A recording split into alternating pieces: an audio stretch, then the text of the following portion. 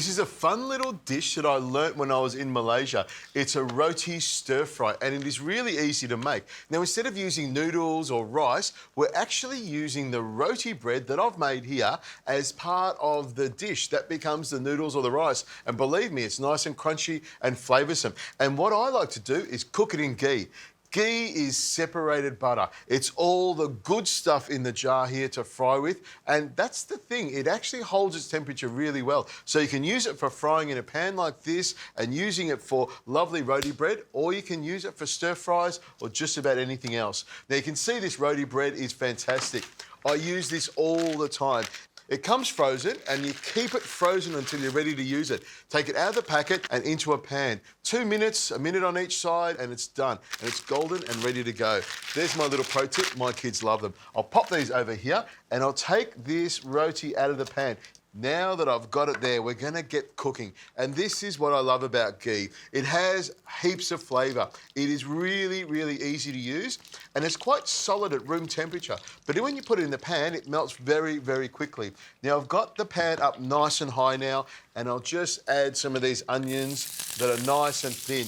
They will cook really, really quickly. And you can see, just by stirring them around, that yellow colour and the smell is amazing. I really, really like it. So it's just a matter of tossing this around really quickly so it comes together. Look at that, beautiful. I'll add a touch of salt to it and we'll get cracking now. I think we've got everything ready to go.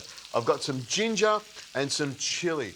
That'll go straight into the pan. It gives it some colour and some heat. And the crispness of the ginger brings everything together. I'll just stir it around like that and you can see the onions are softening up beautifully. Now, I'll pop these things out of the way and you're wondering, Richo, what are you doing with the roti bread? Once you've got the roti bread all cooked like this, you just need a sharp knife and just cut it into thin little strips so it resembles noodles. And this is quite hot, so I'm just running the knife all the way through it. You can do this cold, but when it's hot like this, it'll cook really, really quickly. A few more cuts through here, and I reckon we're ready to go. All right, last one's done, and my onions are ready. Time to get cooking. Now, I've got these eggs here, so what I do is move the onions to the side there, plenty of ghee in the bottom of the pan, and I'll just put the eggs straight into the bottom of the pan. A good non-stick pan, nothing will stick. And with this spatula here, I just break it up a little bit. That's cooking along beautifully. You can see it just starting to set. What I like it to do is just scramble a little bit at the start and then push it all the way through the rest of the dish. Now, if you want, you can turn it up to full blast because we want plenty of heat in this. Now the eggs are starting to set, you can start to move them back like this so they fill the bottom of the pan.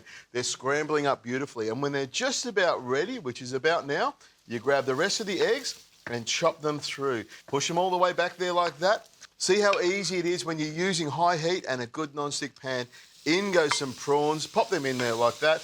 A little pinch of salt to get the party started. And it's just a matter of stirring this around. And with a flat spatula, this is what I use to chop up the egg and mix it all together. A quick toss like this and you can see it's coming together beautifully. And it cooks in a couple of minutes. Now I'll get some bean shoots and throw them over the top here. This will keep it nice and crunchy. And the roti bread. Over the top that goes and spread it apart like this so it all falls together. And the heat will come up through the bottom and cook the prawns all the way through. Now, while that's cooking, which takes just a minute or so, I've got some herbs. Some coriander, some spring onions, and some garlic chives. They're my favourite herbs and they work so well with this dish. And it's just a rough chop all the way through here like this. And by the time it all comes together, the prawns will be cooked, the roti will be nice and soft, garlic chives will be cut through the middle, and all I need is a little bit of soy sauce. A little bit over the top there like that. That gives it some flavour. And you don't want too much soy sauce. The soy sauce is mainly for seasoning and just give it that umami flavour. And then the herbs go straight in over the top here. All of these herbs, and you can see this is going to come together beautifully. A quick toss like that. Hopefully I don't get too much all over the place. And just give it a flip with a spatula. I want to get all those flavours mixed in beautifully. This is fantastic. A lovely little dish.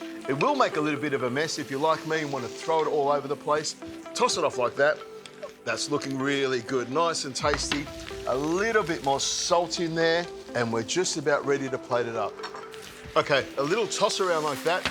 all the ingredients have come together beautifully, and it's just a matter of plating it up. The lovely crunchy noodles, the soft egg, and the prawns in there with some ginger and chilli. This is fantastic. A couple of prawns on top there, look at them. Easy to do.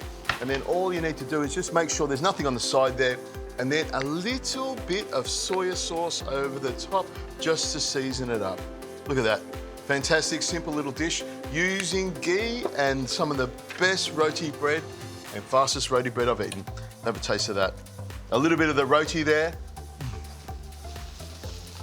That's a great dish.